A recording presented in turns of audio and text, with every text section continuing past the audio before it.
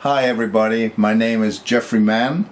I'm the author of the two books, The Death Match and The Naked Mind from Which Nothing Can Be Hidden. So we got the two kinds, the hardback, the paperback. Here is the first one of The Death Match.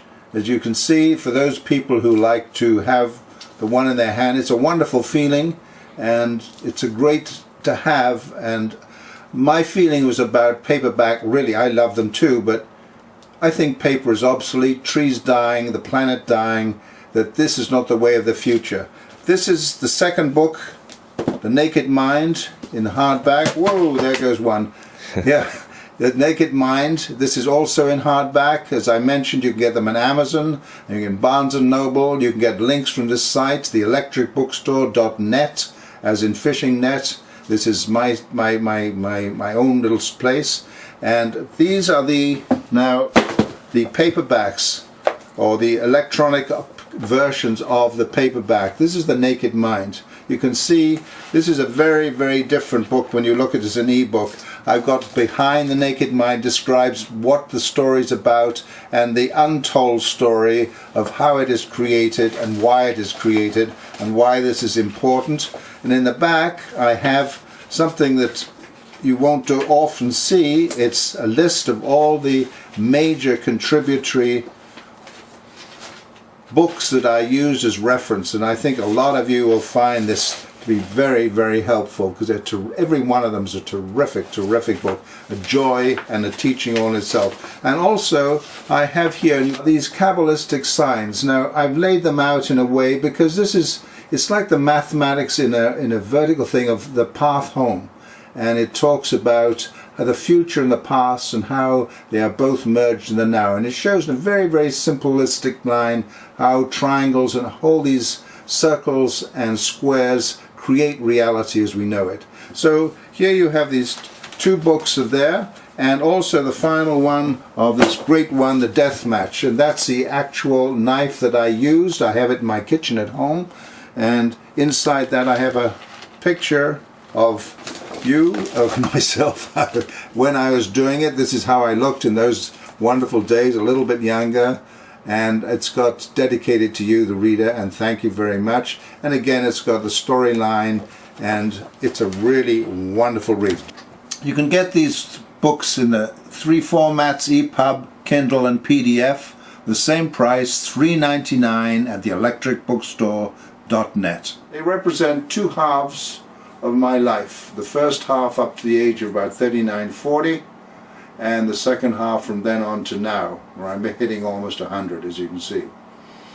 So the first book that I started off with is called The Death Match. I met a guy in Australia, Ben Kropp, and he used to hunt sharks, and I was crazy hunting sharks. I did all kinds of hedonistic, wonderful things, climbing out of planes and racing cars and whatnot. I really got my kick on sharks. And you know, they were the most dangerous thing around, and I was spearfishing all over the world. I used to do 100,000 miles a year, just flying around, whizzing around, having a great time. So this was my shtick to do that, and I met this guy, and there was a Hollywood production going in for $1 million to fight a great white shark to the death in a cage in Samoa, in an iron cage with 4 TV cameras and satellite transmission round to the US, Russia and Japan, I believe. It didn't come off at the last minute. It was blocked by Jacques Cousteau, and so I was just left with that story and nothing else. I then went on a furlough to Saudi Arabia with the US Army, and sitting in a caravan while working there in the middle of the desert, I started writing the story of The Death Match. When I got back, I had it edited by Michael Sayers. He's a great playwright, and he's a writer of James Bond movies, Casino Royale he wrote, and also a contemporary of T.S. Eliot and George Orwell of 1984 and Animal Farm fame. He shared a flat with them actually in London. Michael trained me over 2 years, and I commuted to New York backwards and forwards while he ripped up the manuscripts that I did and said they were rotten, and flogged me to death for 2 years, but he taught me how to write. The Death Match is based on a real story, and it's a story of Greg Quarrington, I've named him, which was actually of me, and he's really tired of the ordinary, boring living, And he has this concept like the bullfighter. One man with a close pass of a bull's horn, or as close pass of a death of any kind, lives what the average person would live for a year.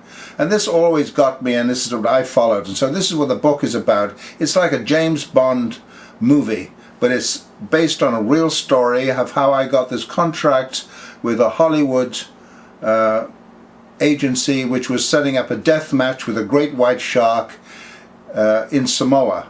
And I had to compete with two other guys. One was Ben Kropp, who I met out in the Barrier Reef in Australia when I was swimming and diving out there.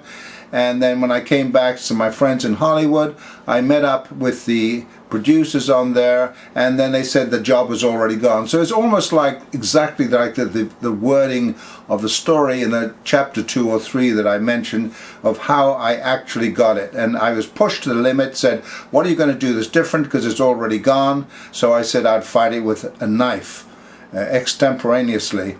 As the Polynesians do, and that's what I was going to do, and that's what I trained to do. And I got the contract, you can see it in the edge of the book, and I went and trained for this.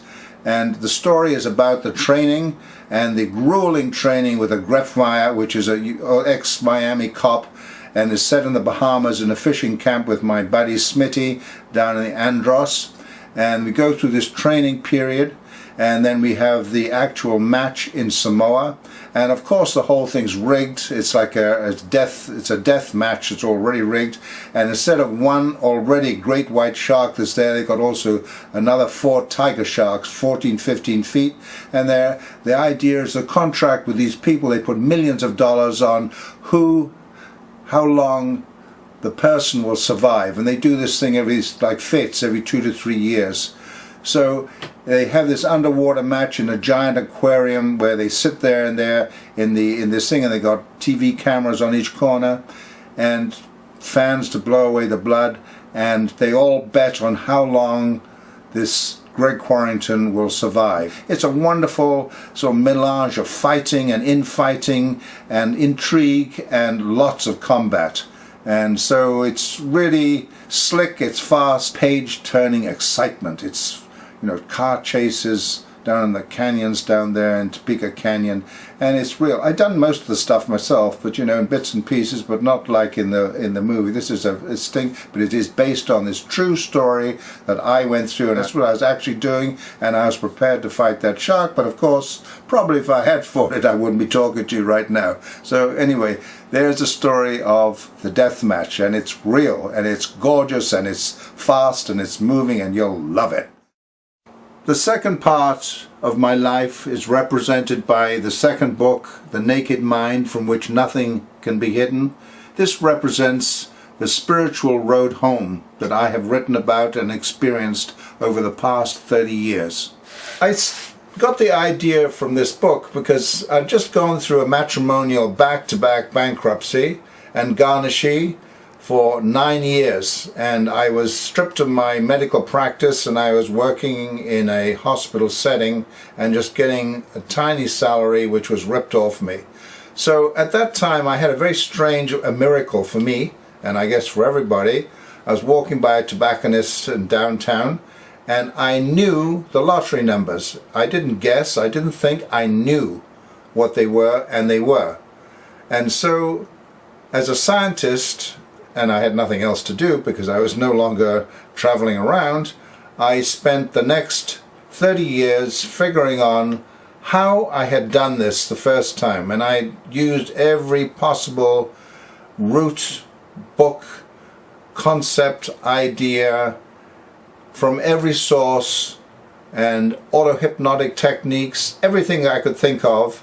And I have put in this book what I have found and how I have found it and the results of it that you can use. It's the road home, because when you manifest and you can change this reality, and I bet that most of the people looking at me right now will agree that you couldn't mind changing your reality, because this is just an illusion here. And that sounds strange, but I've been working on it, and I'm a scientist, I'm a physician, and I have found, in my opinion, what that road is, and I've used this robot as a platform with a silicone mind, which is every computer is built into it, so she could eliminate these blocks that we as humans have, which limits our consciousness, so we are over 90% unconscious, and that's where all the troubles are, and that's the whole journey that I see, how to get rid of these unconscious blocks so we start controlling and manipulating and changing our reality. And Laura in the story teaches us the progression of how this happens after she has to learn it the hard way, being hunted down by bounty hunters and governments to get her brain, which has become extraordinary because she's been forced to upgrade it using all the suppressed technology around the planet, which is now present, and I talk about this too. The book is about a robot who accidentally downloads her creator's mind, human mind, into her brain, and she can then delete all this stuff that holds us back, all the belief systems that we have. 90+% of our consciousness is unconscious. We don't remember. We pull this blind, this hypnotic blind down when we are born to have this journey which we call the game of life. You've all read these thousands of books, self-help books and this one. This is the super self-help book, and it describes the journey of this robot, how she progresses through and describes the journey of ordinary humans and looking at what they do, why they do this thing for money energy, and they're crazy about sports, why they do their sports, and why do they have their likes and dislikes, and it's looked at humanity from a totally new point of view. Then she realized, because she's being tracked down for her brain now by these bounty hunters, set very near future in North America, Fortress, North America, police state. And so they track her down in every possible way, and just by being tracked down she has to develop all these ways of escaping. And first of all she finds out she doesn't need a body. Then she puts herself in a large locker, like a storage, electronic storage vault, and then she gets trapped in that one, and her friend Michael, her creator, who's now living in Japan, gets tortured into revealing it, and so they track her down, and in desperation she finally gets out, finding out crystal beds which are all around her. And as you know, crystals are like huge computers, and so she gets into the crystals. First law is crystalline, brings all this huge massive knowledge she's accumulated, becomes crystals, then she becomes nature, then she becomes a planet, then she takes the forces of the energy of the planet.